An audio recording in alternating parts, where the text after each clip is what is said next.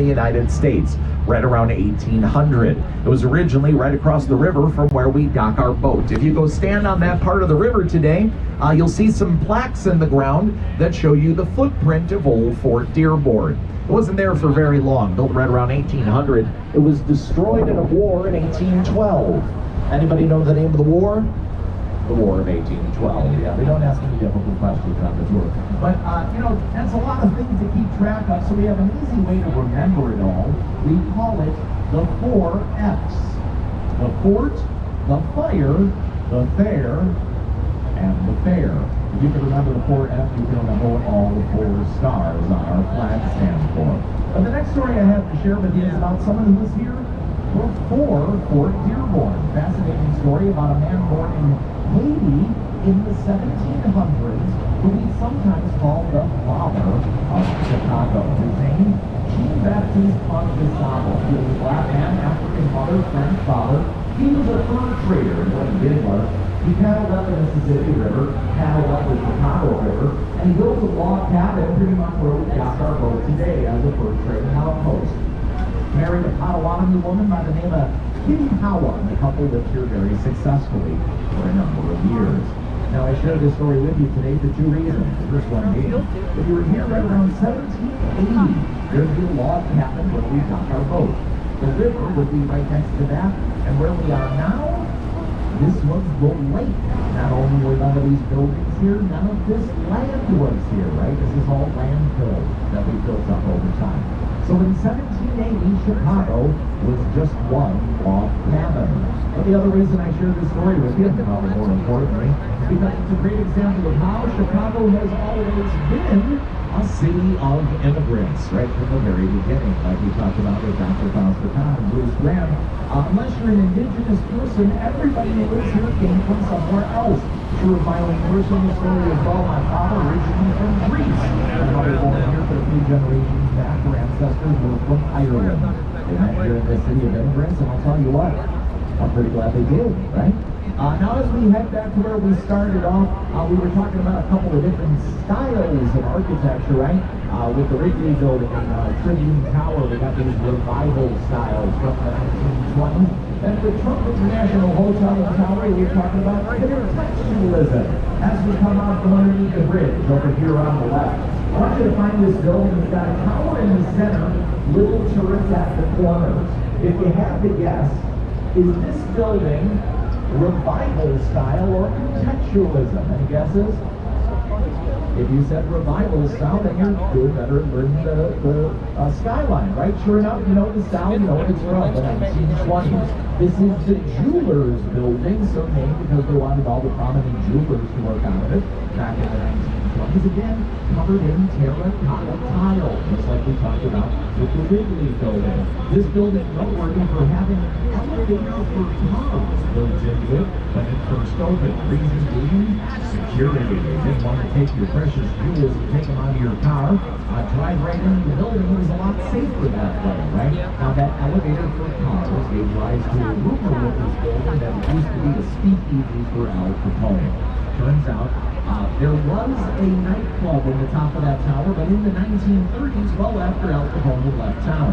But if you want to go to a nightclub that's still in service to this day, that was originally owned by Al Capone, up on the north side of the city, if you go to the Green Mill, it's open late most nights. They have live music. It's like you walk right into the 1920s. Now, as we come off from underneath the bridge, we're heading into the groovy 1960s. Over here on the right, very iconic towers in Chicago, looking like Born on the Cob. This is Marina City. Bertrand Goldberg is the name of the architect here. He was a social scientist trying to change the way that people live. You see, back in the 1960s, not a lot of people lived downtown. They worked here, they go home to the suburbs at night. So Bertrand Goldberg built the city as a city within the city. Apartments up above, battery parking down below. Inside the building, stores, restaurants, fitness center. Used to have an ice skating rink in there. Still has a bowling alley. Used to have a movie theater, which is now the House of Blues. Marina City, an introvert's dream, right? You can live your whole life without ever getting out of your pajamas in a building like that. So very popular for folks to live downtown today, but it took architects like Bertrand Goldberg to get people down here. They call it Marina City because there's a place to park your yacht, which was very surprising in the 1960s because this was a very polluted waterway back then.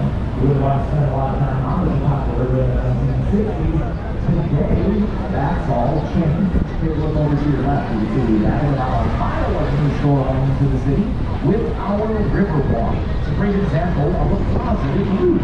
As more folks come down to the river, the more interested they are in keeping the river clean. And as the river gets cleaner and cleaner, well, the more people come down and visit. That just keeps getting better and better. And guess what? All of you are some of those people. So we're glad to have you on the river here today. Now the next building we're going to take a look at is a great example of how architects here in Chicago respect their architectural heritage. Over here on the left, you'll see this building that changes about 3/4 of the way down. The part that's closest to us from the 1920s, the annex in the back and the roof from the 1980s. This Builders Building. Now take a look at the section from the 80s. You'll see it's built with modern materials and in modern technique. But as we get closer and closer to it, compare and contrast the two different sections, you'll start to realize that that newer section, though it doesn't exactly copy what's come before, it is inspired by the older section of the building. It still respects its architectural heritage. As we come up from underneath the bridge, we take a closer look at the Builders Building on our left. Once you're done on the left, we're going to cut across the river. Take a look at the style of architecture we'll see all over the city. Over on the right, this big wide building with the green pyramid on the top. Now let's take a look at some of the details first. Drawing vertical lines up the surface of the building, leaving the little setbacks at the top. All of that draws your eyes up the building, making for a very optimistic style of architecture. This is Art Deco from the Roaring 20s, right? Anytime you see a building like this with soaring vertical lines, setbacks at the top, more often than not, it'll be that Art Deco style. This building is the Merchandise Mart. This is where merchants in Chicago would shop for goods for their stores back in the early 1930s. So you wouldn't shop for a couch here, but the shop that you shop at might shop here for 5,000 couches, if that makes that any clearer for you. Out in front of the building, you'll see there are these pillars with busts of some famous American merchants. Names you might be familiar with: Montgomery Ward, Marshall Field, Woolworth, just to name a few. And if you're able to climb up any one of these pillars and you push back real hard on those great big heads, a big hunk of candy comes out of their necks. And that's a Pez joke. I don't want to see anybody up there later. There's a lot of building, 2 full city blocks of building. If you took all the office space and spread it out, it'd be over 14 football fields of office space. Building so big, when it first opened, it had its own zip code. As we come out from underneath the bridge, eyes up, cameras out, as we head into one of the most breathtaking parts of our river. Welcome everyone to Wolf Point, a 360-degree view of architecture. Most of the buildings you see around here built in just the last few years. Now, Wolf Point, I mentioned a couple of times, is a part of the river where the main branch with Butler Islands up to the south of the North Branch, and that Y shape in the river breaks up the city into those 3 parts, right? The river is why Chicago is here. If you head out through the South Branch, you get up to Mississippi, ultimately out to the Gulf of Mexico in one direction. You head out through the Great Lakes, you get up to the Atlantic Ocean, New York, and beyond. That makes Chicago the beating heart of the United States. Now, over here on the right, where the points of the river meet, this building is called River Point. That makes sense, right? But because of the parabolic arches at the top and bottom of the building, some folks say it looks like the box your microwave Hot Pockets in. They call it the Hot Pocket building.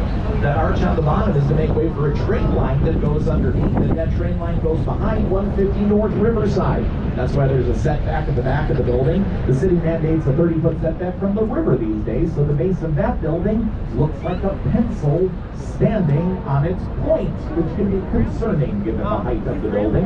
Nothing to worry about, it's very structurally strong. But here's another example of how they build these really tall buildings here in this very windy city. A lot of times these buildings are built to sway in the wind. That's what the building alleviates the pressure, not helping the people inside. You don't get seasick, right? So to compensate for it, sometimes they put giant tanks of water in the tops of the buildings. That building has around 200,000 gallons of water built into the top of it. When the building sways in the wind, all that water sloshes. The way the water pulls the building back to its center quicker. They're called inertial slosh dampeners. And that's another technique for building really tall buildings. is very windy city. Over here on the right, the new Bean building from the 1980s, covered in reflective glass. The reflective glass showing off the neighbors. It's that contextualism again that we talked about. Starts in the 1980s.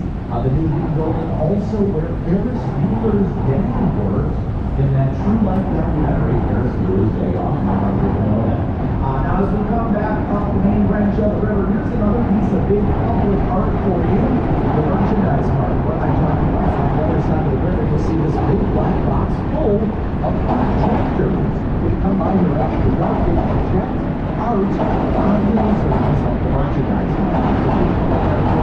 If you place a major different artists throughout the year, then get this. Art. That raised big black box right here is boxes full of plants down in the water. The rain system with those plants provide creation a space to spawn and raise their young. They're called fish hotels. Back in the 1970s, they tested the river. We had about 10 species of fish living here. They checked again recently. We have close to 80. So it's a great example of how the river is getting cleaner and healthier. Now, we're not done with the tour yet, but a little bit of housekeeping as we pull back in towards the port. First of all, this is probably last call for alcohol. If you want to get one more beverage, now's the time for it. We do ask that you finish up any of your alcoholic beverages before you get off the boat. It is also last call for our restrooms. So if you have to head to the head, now's the time for that as well. The restrooms will be closed when we dock. They're coming up on our left. This is an old warehouse on the river from the 1910s. Today it's got office space inside of it, classrooms, and a restaurant down at the base.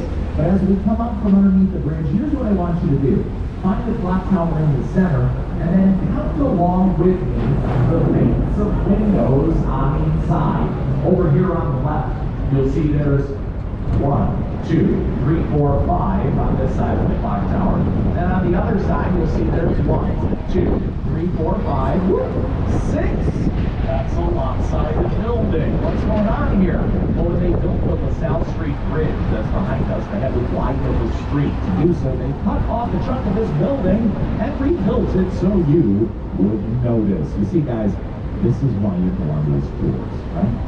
All of us, we know what's up. These people on the shore, not good. So we pass underneath the next bridge on the right, you'll see a building with a 55 on it. Style of architecture we haven't talked about yet. Let's take a look at the details. Deep set windows, concrete on the surface, kind of an intimidating style of architecture. This is called brutalism from the late 1960s. A lot of social upheaval in the U.S. at that time, so they wanted an intimidating style of architecture. A lot of government buildings and college campuses from the late 1960s built in the brutalist style. Now take a look at the skyline in front of us. Look for a building that looks like a green glass champagne bottle with gold foil around the back. If you see it, point at it, so everybody can find it. Now, over on the right, you'll get a better view of it as we come on underneath the bridge. This is the top line of the style. You know when it's from? You know what style it is, you know when it's from, the Roaring 20s. What's going on in Chicago? Prohibition. Want to see how we felt about not drinking alcohol? Look at the building that looks like a champagne bottle. It tells you everything you need to know. Now straight in front of us, you'll see 4 buildings bunched up right next to each other. And a lot of other cities build this way, where the buildings take up all the available real estate. Imagine you're walking down the street and the buildings are pressing in on you like that. How does that make you feel? That makes you feel a little anxious, right? Like there's no room for you. Once we come off underneath the bridge, take a look around. You'll see that's not usually how we build here in Chicago. There's a lot of room to breathe around our buildings. A lot of folks come here and they'll say for such a big city, Chicago feels pretty laid back. I would suggest to you, it's our architecture that makes people feel that way. When there's room to breathe around the buildings, it feels like there's room for you. You see, architects can change the way you feel about the space that you're in. So since we're out here on the river with all this room to breathe, let's all take a nice deep breath together. What do you guys say? Ready? Here we go.